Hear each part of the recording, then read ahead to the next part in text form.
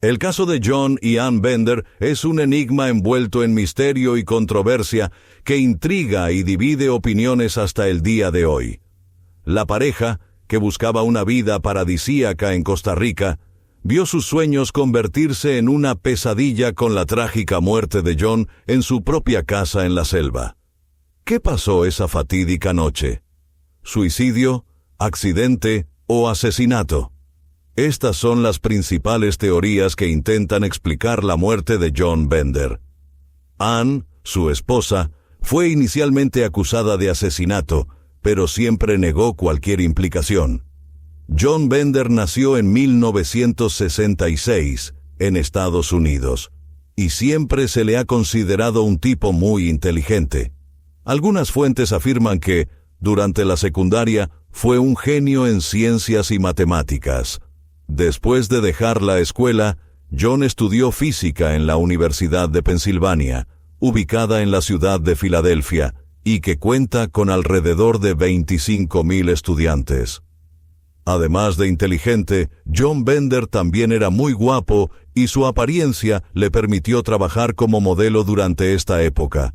Pero fue en el mercado financiero, en la Bolsa de Filadelfia, donde creció profesionalmente. Según CBS, cuando John tenía alrededor de 30 años, ya administraba un fondo de cobertura de $500 millones. Y con este trabajo suyo, John ganó mucho dinero.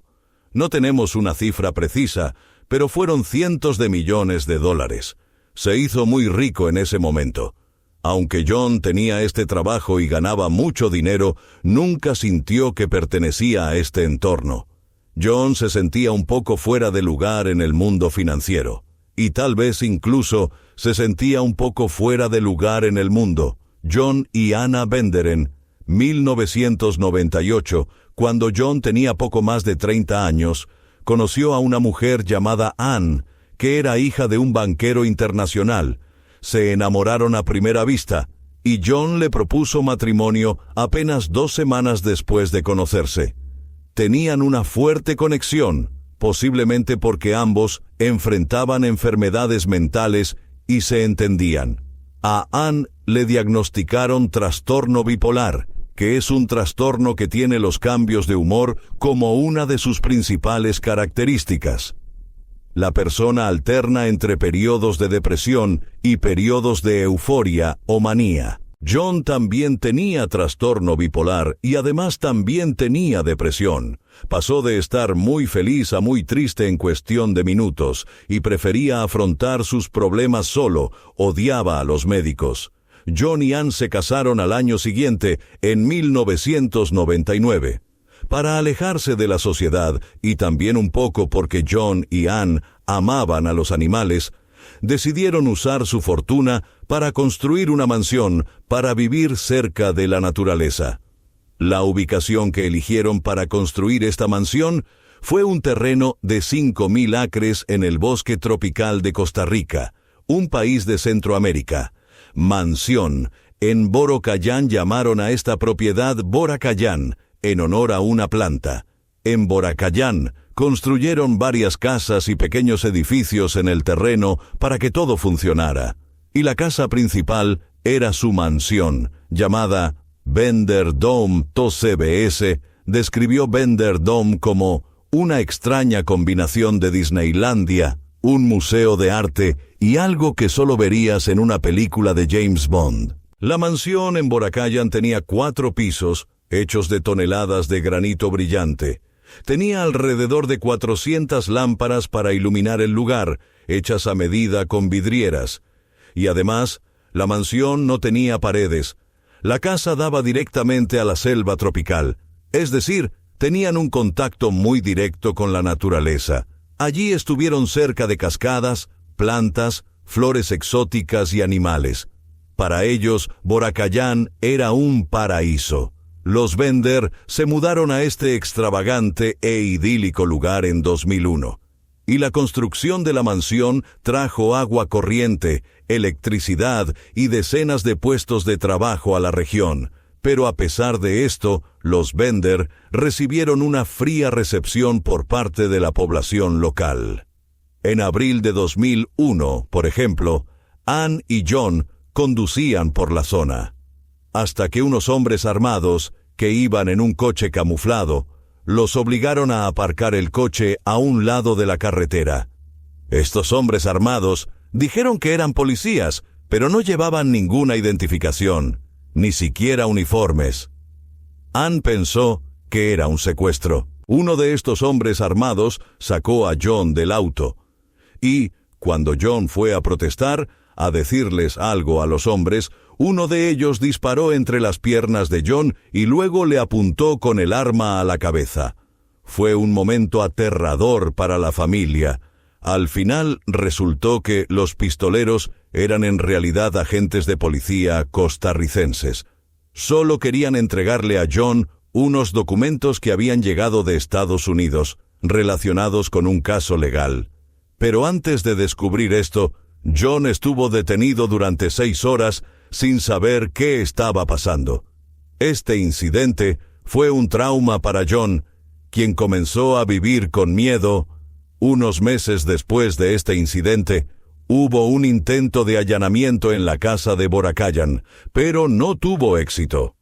A causa de estos hechos, la pareja compró varias armas, contrató guardias y transformó la mansión en una fortaleza.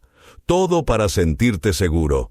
En ese momento, era bastante común que John portara un arma en la propiedad. En 2005, los Bender crearon un fondo de $70 millones para gestionar Boracayan, y John nombró al abogado Juan de Dios Álvarez, que era una persona en quien confiaba, para administrar estos recursos. Y, por esa época, Juan convenció a los Bender para que invirtieran en joyas preciosas. Según Juan, las joyas serían una buena inversión porque eran fáciles de trasladar y no perderían valor fácilmente. Y los Bender aceptaron esta sugerencia. Por aquella época, la mansión de los Bender estaba llena de joyas. Tenían joyas preciosas por valor de $20 millones repartidas por la mansión, guardadas en bolsos, mochilas y maletas.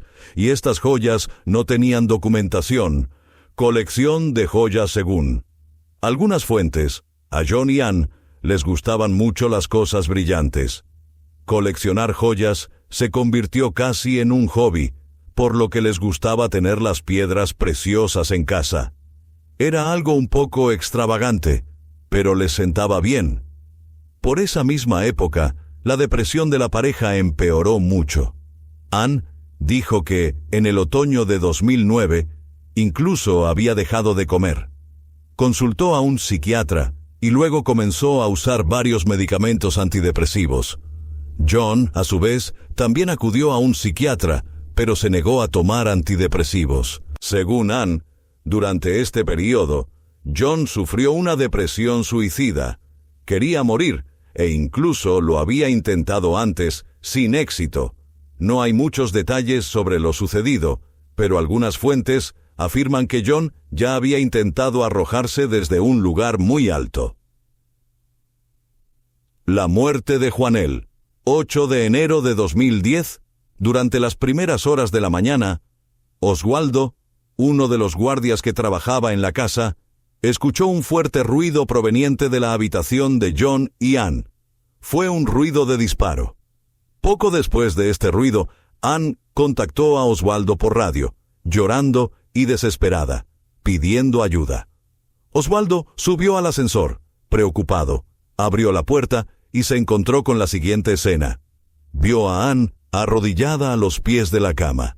Tenía sangre salpicada en su rostro y sostenía las manos de John, quien yacía en la cama, muerto. La cama estaba llena de sangre salpicada. Juan tenía 44 años. Ana estaba en shock. Todo lo que pudo decir fue: traté de detenerlo, pero no pude. Oswaldo también notó que, en el suelo cerca de la cama, yacía una de las armas de John. Se trataba de una pistola semiautomática Ruger calibre 9 milímetros, y Oswaldo encontró esto un poco extraño. John portar un arma era bastante común después de esos incidentes policiales, Pero John nunca guardaba sus armas por la noche. Las guardaba bajo llave cuando se iba a dormir. Pero eso se pasó por alto en la confusión. Oswaldo llamó a las autoridades y, mientras tanto, Ann tomó un tranquilizante para calmarse y luego llamó y envió correos electrónicos a su familia para contarles lo que había sucedido. Ann le dijo a un miembro de la familia que John finalmente había hecho lo que quería. Entonces llegó pronto la policía. Y vino mucha gente. La mansión se volvió un caos. La gente, según algunas fuentes, varios policías no estaban allí para trabajar. Parecía que querían algo más que ver cómo era el interior de la mansión. Mucha gente fue a verlo. Y no estaban tratando la casa como el escenario de un posible crimen, lo que puede haber dificultado la recogida de pruebas. Pero, por supuesto, había agentes de policía trabajando en serio. Recogieron la declaración de Ann.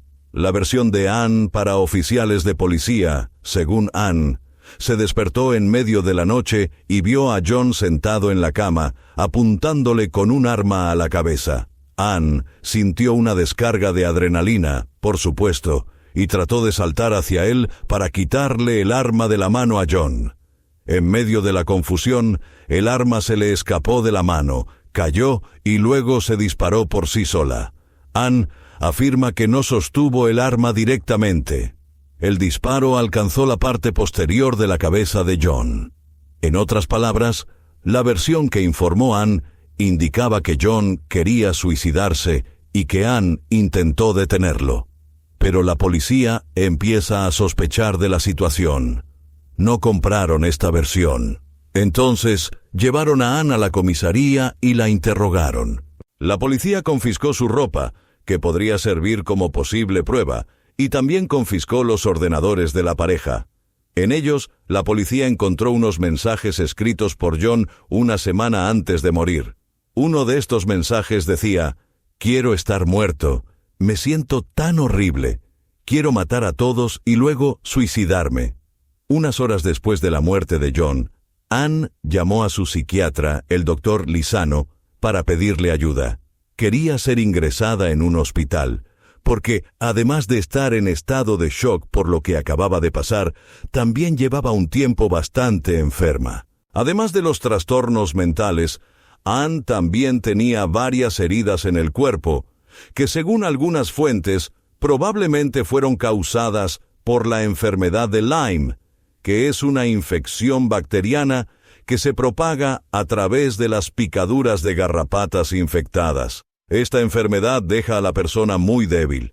Algunos síntomas son debilidad, entumecimiento en las extremidades, fiebre, escalofríos, fatiga, dolores corporales, alteración de los movimientos musculares, entre otros. Al parecer, John estaba tratando la enfermedad de su esposa, pero de una manera poco científica e ineficiente. La estaba tratando con agua sucia de un río. Después de la muerte de John, Ann estuvo hospitalizada durante 7 meses. En ese momento pesaba apenas 38 kilos y, según el médico, llevaba tanto tiempo tan débil que no podía levantar un tenedor. E incluso con las circunstancias que indicaban que la muerte de John fue un suicidio, y con el doctor Lizano afirmando que Ann estaba tan débil que no habría podido levantar un arma, Ann era la sospechosa número 1 de los investigadores. Sospecha sobre ANN. La policía empezó a sospechar que había asesinado a su marido y empezó a preparar un caso contra ella. Inicialmente la acusaron de contrabando. Cuando John murió, tenía varias joyas esparcidas por el Bender Dome. Había aproximadamente 3,000 piedras preciosas, diamantes, ópalos, rubíes y varias otras, que valían alrededor de $20 millones. Debido a esto, la policía sospechó que Ann y John eran parte de algún plan de contrabando. Para ellos, Ann podría haber matado a su marido para quedarse con las joyas. La policía la acusó entonces de comprar estas joyas ilegalmente en el mercado negro, de importar varios diamantes de sangre, que son diamantes extraídos de zonas de guerra en África, de blanquear dinero, y de vender estas joyas en fiestas millonarias que teóricamente se celebraban allí bajo los trapos. En la mansión Pan dijo que la joyería era tanto un pasatiempo como una forma de inversión. Ella negó las acusaciones y dijo que esas fiestas nunca sucedieron, pero ella fue arrestada de todos modos. Además de este argumento sobre las joyas, la policía también encontró inconsistencias en el lugar del posible crimen. Un punto sería el agujero de bala. Según los investigadores, alguien con tendencias suicidas probablemente apuntaría a la boca, la sien o debajo de la barbilla. Pero el disparo que mató a John entró por la nuca, una disposición que no es muy común en una situación de suicidio. Las cosas se vuelven aún más extrañas si consideramos el camino que tomó la bala. Atravesó la cabeza de John, pasó por debajo de su oreja derecha y detrás de su ojo izquierdo. O sea, el disparo vino por el lado derecho, pero John era zurdo. Era extraño que usara su mano izquierda para disparar detrás de su cabeza en el lado derecho. Además, una almohada que se había encontrado cerca de la cabeza de John tenía un desgarro con pólvora, lo que indica que pudo haber sido colocada encima de la cabeza de John en el momento del tiroteo. John también seguía usando tapones para los oídos, que son esos protectores para los oídos que te permiten no escuchar ruidos cuando duermes. Entonces, fue como si, en el momento en que Juan murió, se fuera a dormir. No era como si fuera a acabar con su propia vida. Y finalmente, John todavía no tenía residuos de pólvora en la mano, lo cual tiene sentido con la versión de Ann de que el arma se le cayó de la mano y luego se disparó por sí sola, pero esto también es algo que puede verse con sospecha, como si John hubiera disparado desde lejos. De un asesino, el primer juicio de Ann en agosto de 2011, después de salir del hospital y unos 19 meses después de la muerte de John, Ann fue acusada oficialmente de asesinato.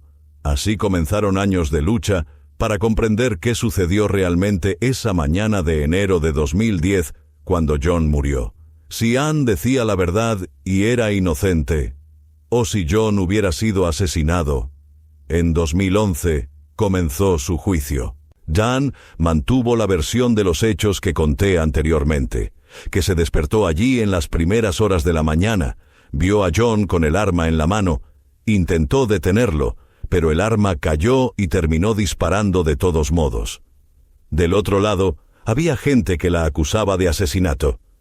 También he mencionado aquí algunos puntos de la acusación. Para Ann, este fue un período muy difícil en su vida, más aún porque todavía estaba enferma. Había salido del hospital, pero todavía no estaba al 100% sana. Y para empeorar las cosas, mientras todo esto sucedía, Juan era quien se ocupaba de los recursos de Bender, pero Ann se arrepintió de haber confiado en él. En julio de 2012, mientras Ann todavía estaba detenida, demandó a Juan por fraude. La demanda alegaba que Juan estaba usando el dinero de los Benders como una alcancía personal, comprando caballos para su granja y pagando su tarjeta de crédito personal.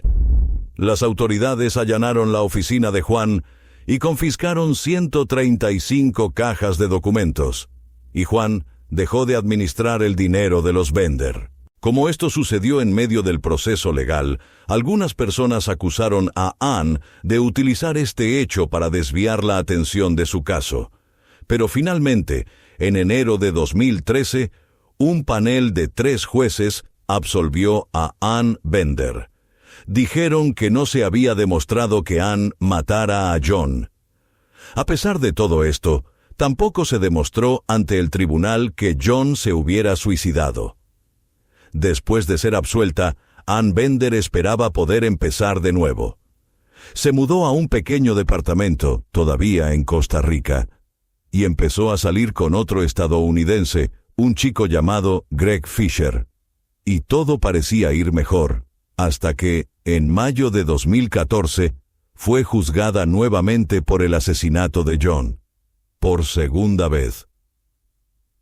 Costa Rica tiene una particularidad. Cualquier persona involucrada en el proceso puede apelar una decisión judicial tantas veces como quiera. En otras palabras, allí hubo una decisión judicial. Si alguien no está de acuerdo con la decisión de los jueces, esa persona puede, por ley, apelar y rehacer el juicio. Y, en este nuevo juicio, se pueden utilizar las mismas pruebas, los mismos testigos, las mismas acusaciones, básicamente, volver a hacer el mismo juicio, pero ahora se espera un resultado diferente. Y eso es lo que pasó. En el nuevo juicio de Ann, hubo nuevos jueces, pero la defensa fue más o menos la misma, y los fiscales también repitieron más o menos la misma acusación, utilizando como argumentos las pruebas del cuerpo, la herida de bala, las manchas de sangre. Para ellos, todo apuntaba a un asesinato. El segundo juicio de Ann Benderell. Juicio duró aproximadamente una semana y el 27 de mayo de 2014, Ann fue declarada culpable. Recibió 22 años de prisión. Su novio Greg quedó devastado, así como familiares y abogados. Desde el interior de la cárcel, Ann intentó revertir la condena, apelando la condena. Mientras esto sucedía, su nuevo novio, Greg Fisher, falleció a causa de un ataque de asma. Murió en su propia cama durante la noche. Después de 9 meses de prisión, en el invierno de 2015, Ann ganó su apelación y el tribunal anuló el veredicto. En otras palabras, la justicia anuló la conclusión a la que habían llegado de que Ann había asesinado a John. El tercer juicio en 2015 se celebró un tercer juicio. Y esta vez, Ann fue encontrada inocente. Tan pronto como las autoridades costarricenses le devolvieron el pasaporte, Ann se subió a un avión y voló directamente a los Estados Unidos. Ann se mudó a una nueva casa, ahora en la costa este de Estados Unidos, en Florida. Puso a la venta la propiedad de Boracayan y logró recuperar las joyas, que fueron retenidas por los tribunales. Luego, un tribunal costarricense dijo que tenía intención de juzgar a Ann Bender por 4ª vez. En 2020, cuando Costa Rica emitió una nueva orden de arresto contra Ann, Estados Unidos no la extraditó. Por lo tanto, ella permanece en Estados Unidos, aparentemente libre de futuros procesos judiciales en Costa Rica. Hasta el día de hoy, el caso de John y Ann Bender sigue envuelto en controversia. Ann regresó a los Estados Unidos después de ser absuelta, pero las preguntas sobre lo que realmente sucedió esa noche en Boracayán siguen sin respuesta. El caso es un recordatorio de cuán complejas y ambiguas pueden ser las tragedias humanas, especialmente cuando no hay testigos y involucran a un esposo, una esposa y dinero.